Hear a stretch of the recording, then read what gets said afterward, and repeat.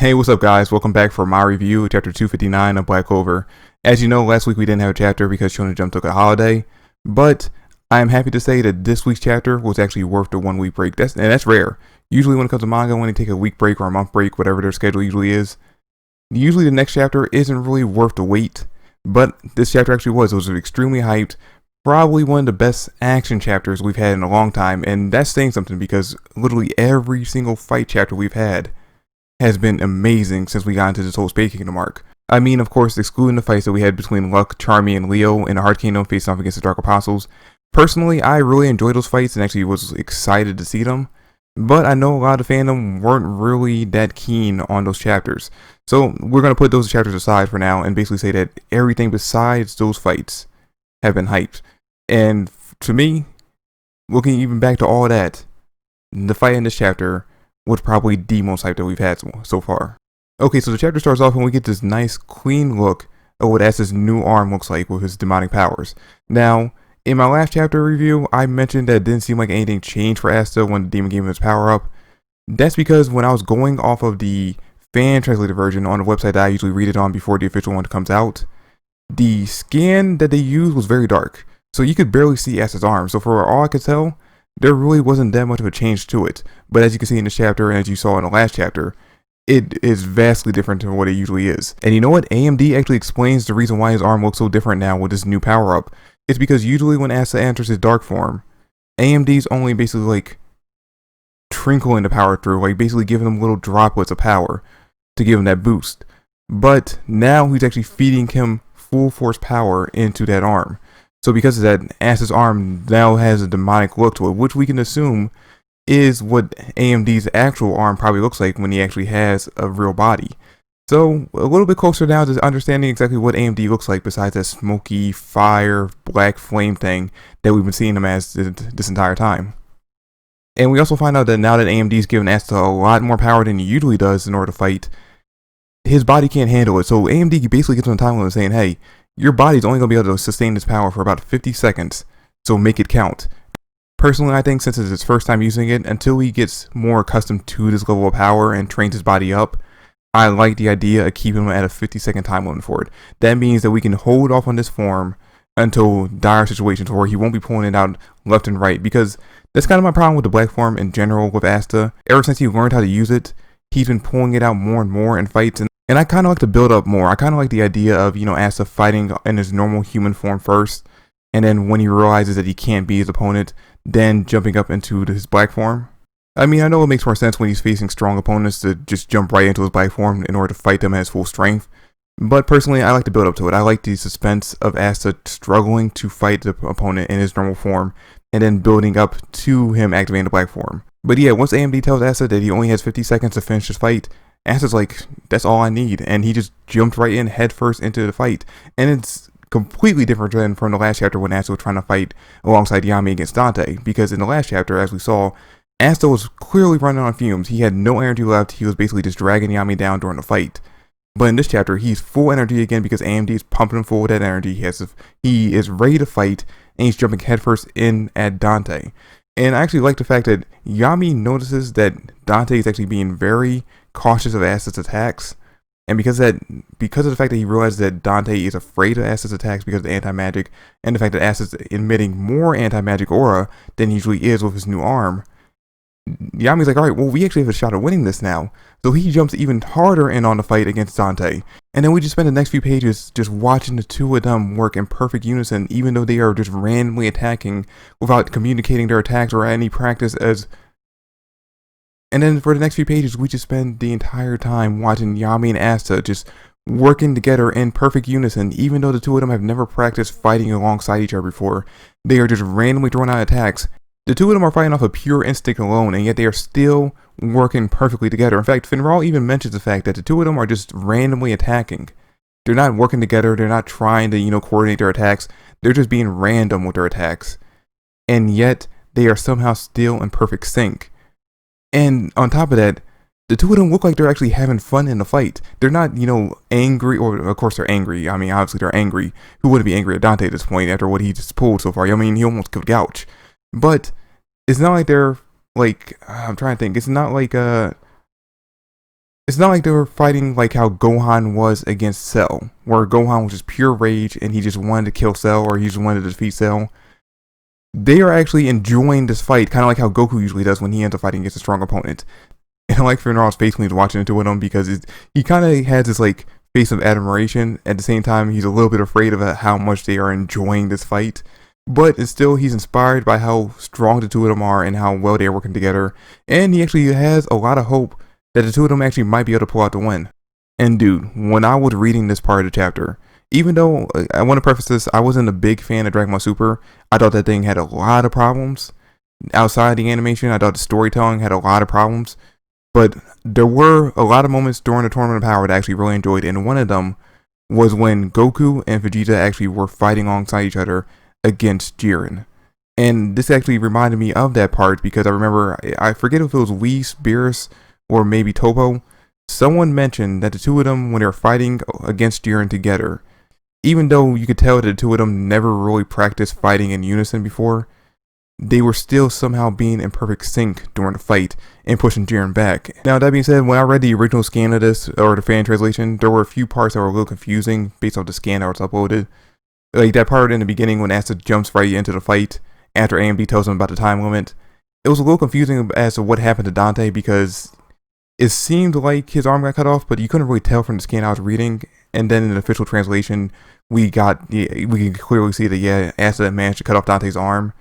But in the fan translation that I read, it looked like he cut his arm off the page before that. And then after Dante grew back his arm, he also grew 2 additional arms so he can have 4 swords, 1 in each arm.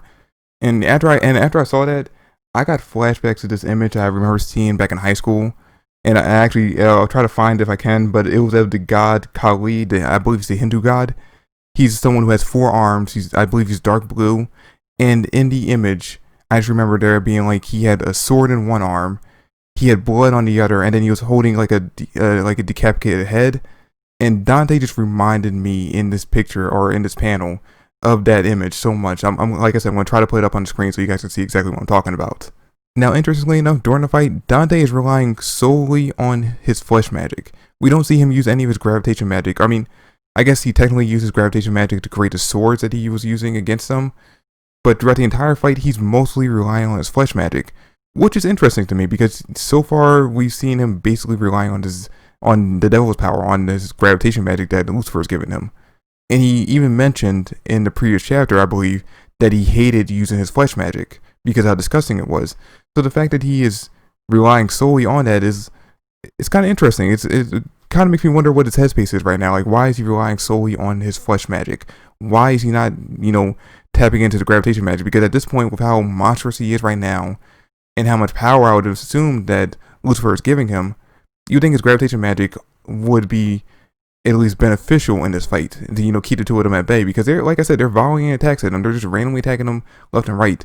You would think he'd want to use his gravitation magic to at least hold one of them at bay. And the only answer I can come up to as to why he's not using his gravitation magic is maybe the two of them are just too fast. Maybe the fact that they're attacking in like quick succession of each other is just too much for him to keep up with. But even then, you gotta think, all right, well, he can just do an AOE, an area effect attack, so that he could just widely cast out his gravitation magic to affect everyone, not just Asta and Yami, of course, but also the rest of the Black Bulls who are on the sidelines watching the fight. So why isn't he doing that? Now, once we get down to Asta only having 8 seconds left, this is when the fight gets real interesting, and it actually gets really intense. So Asta calls on the Demon Dwarf Sword because it's not in his hand right now. It's actually somewhere else on the battlefield. It got knocked away at some point.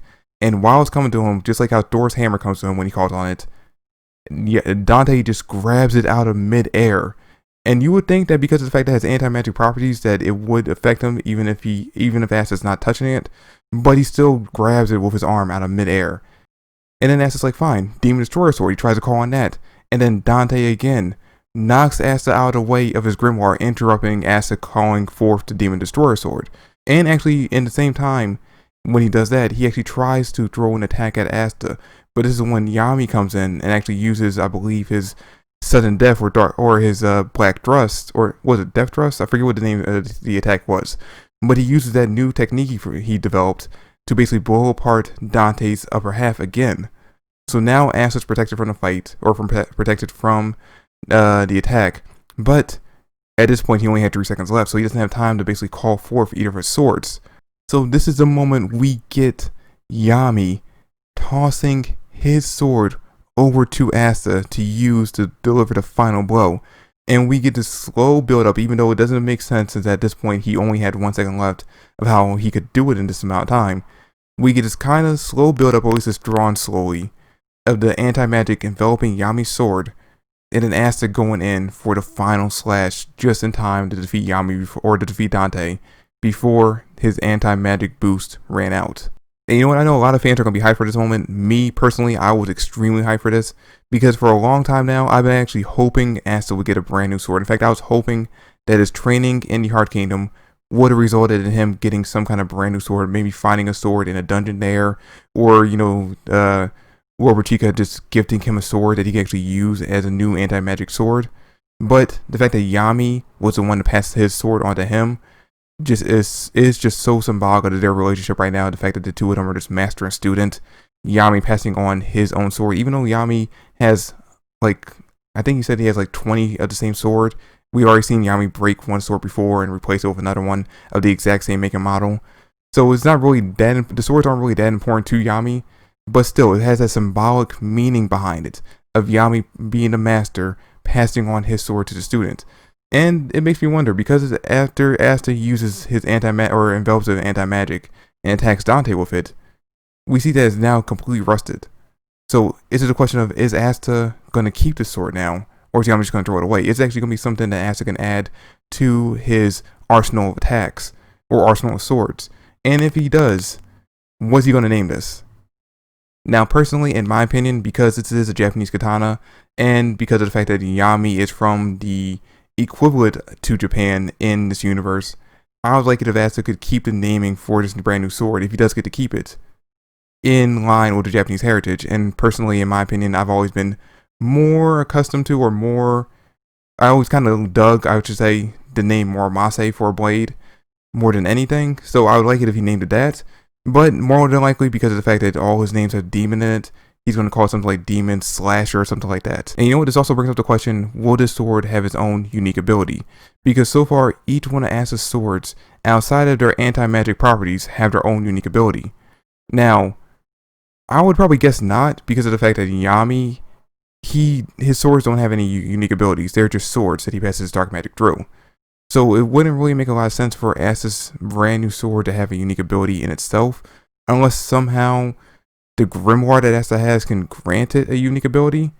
But again, that wouldn't really make a lot of sense, because all of Asta's swords up to this point have basically just been swords that Lich can use, and those were swords that Lich created using his own magic.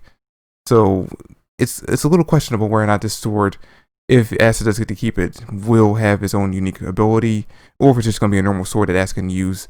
And then we get to the end of the chapter and we see Dante just lay down on the ground. He's back in his normal human form, has a new slash through his chest, which is what, the 6th one he's had so far.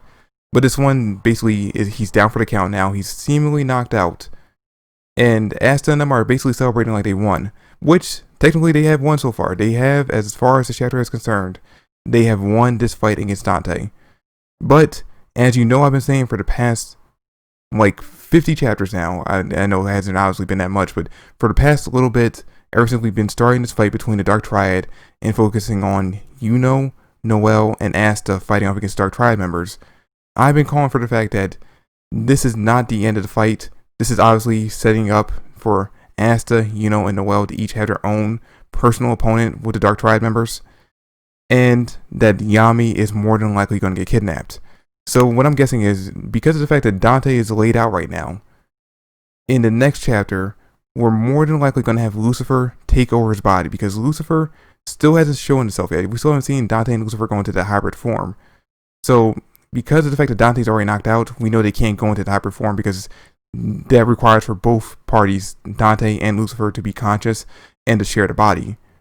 So I'm guessing that Lucifer will just take full control over Dante's body and overpower them, kidnap Yami, and then this will be the start of Asta basically learning how to use his brand new power in order to basically last longer than 50 seconds and possibly even enhance it to the point where he can take on Lucifer and defeat him.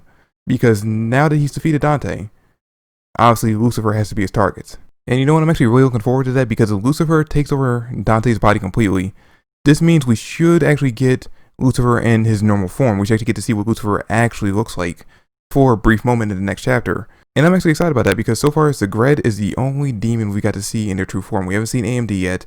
We haven't even seen a glimpse of what Megakula looks like outside of his somewhat combination between, or his hybrid form with Vanica. And we obviously still have no idea what Xenos demon looks like or even what his name is. So I'm excited to finally get a full look at what Lucifer will look like in the next chapter if we truly do get it, if my prediction is correct. But anyway, guys, that's going to do it for this review. Thanks for watching. I hope you enjoyed. If you did, drop me a like, subscribe to the channel. I'd really appreciate it. Comment down below with any thoughts you guys had on the chapter or anything I said in this video. And I'll see you guys next week. Peace.